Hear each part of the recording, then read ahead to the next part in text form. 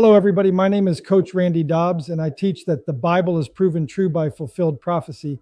But today I want to speak to the claim that the New Testament was written so long after the fact that it wasn't written by eyewitnesses.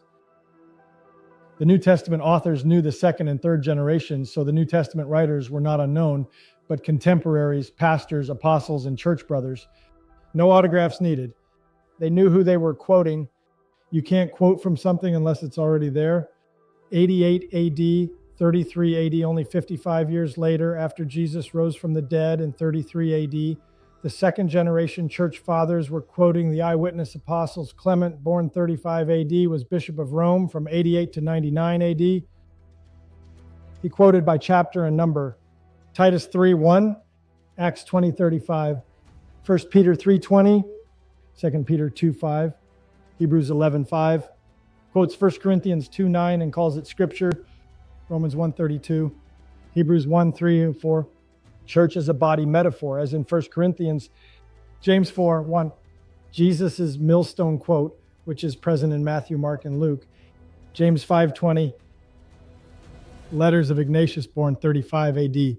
Christian bishop at Antioch in Syria, 50 AD, 110 AD, quoted John 8:29.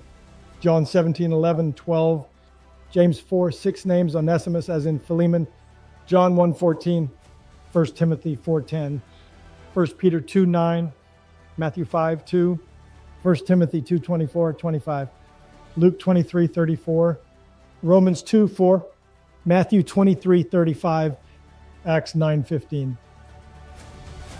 And letters of Ignatius continued, Ephesians 6:16 and 6:12.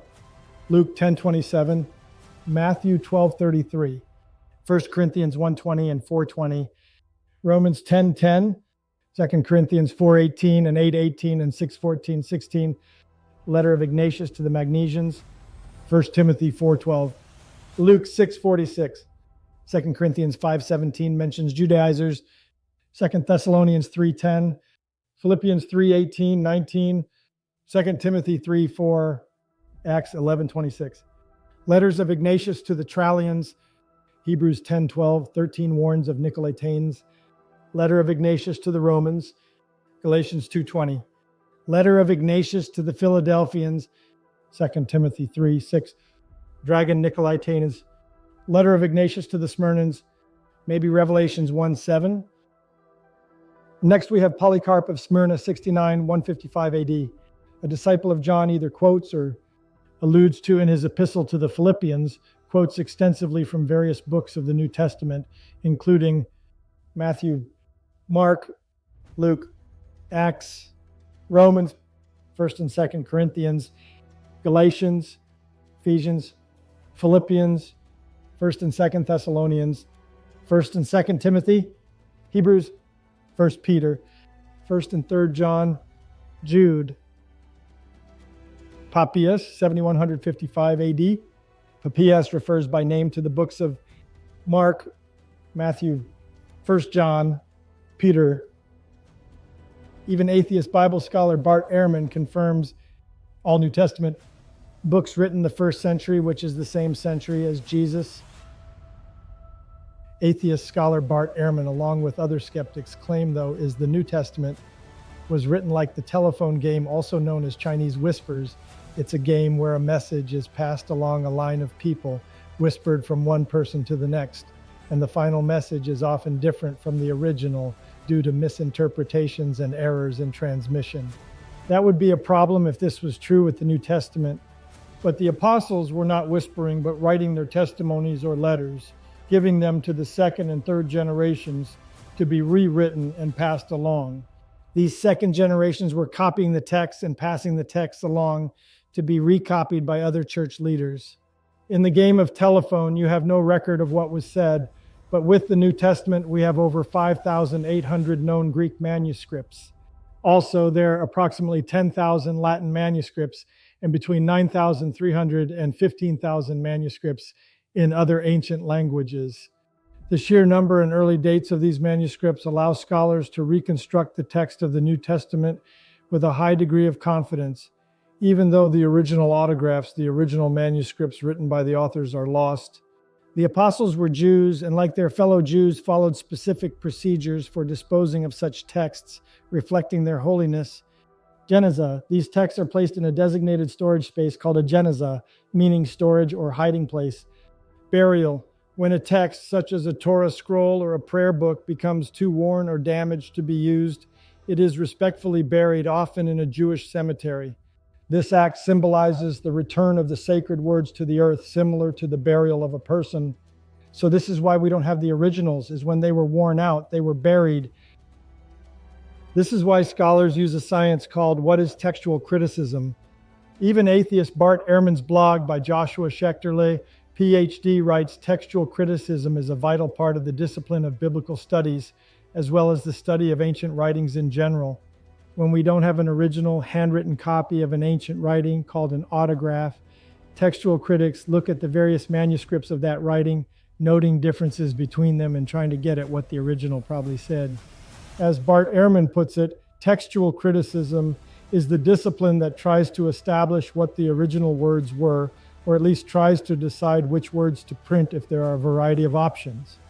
The blog goes on to say in his book, Misquoting Jesus, The Story Behind Who Changed the Bible and Why, Bart Ehrman notes that none of these copies is completely accurate, since the scribes who produced them inadvertently and or intentionally changed them in places.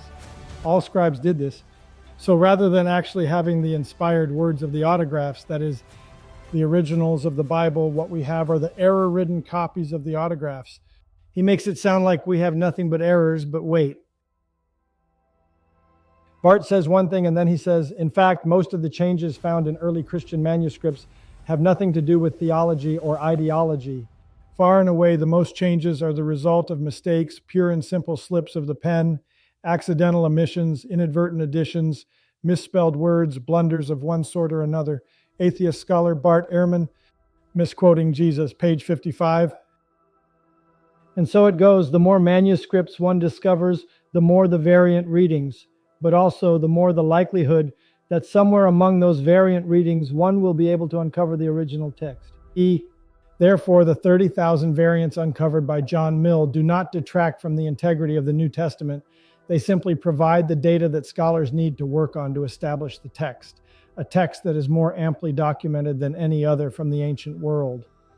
Atheist scholar Bart Ehrman, Misquoting Jesus, page 87.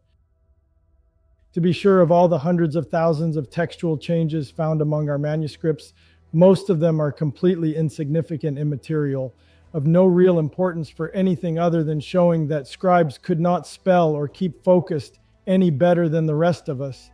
Atheist scholar Bart Ehrman, Misquoting Jesus, page 207. According to the Science of Textual Criticism, after reading what Bart Ehrman said about the text being, in fact, most of the changes found in early Christian manuscripts have nothing to do with theology or ideology. We also have Bible scholar Norman Geisler saying, the reconstructed text of the New Testament is 99.9% free from real concern. Bible scholar Norman Geisler. The position I argue for in Misquoting Jesus does not actually stand at odds with Professor Bruce Metzger's position that the essential Christian beliefs are not affected by textual variants in the manuscript tradition of the New Testament. So Bart Ehrman agrees with the Christian scholar Professor Bruce Metzger that Christian beliefs are not affected by textual variants. But you don't hear this from the atheist now, do you? Misquoting Jesus, page 252, 253. We want to thank you for listening. I hope you learned something and I could add to your faith. We want to thank Timo Ranch Recording Studio. Please visit ontoheaven.com, all pictures mine. If you like the show, then comment either good or bad. Stay blessed by the one who loves you so much and was willing to die for you. A minimal title scene layout with the avatar and a circle you can use to introduce your video.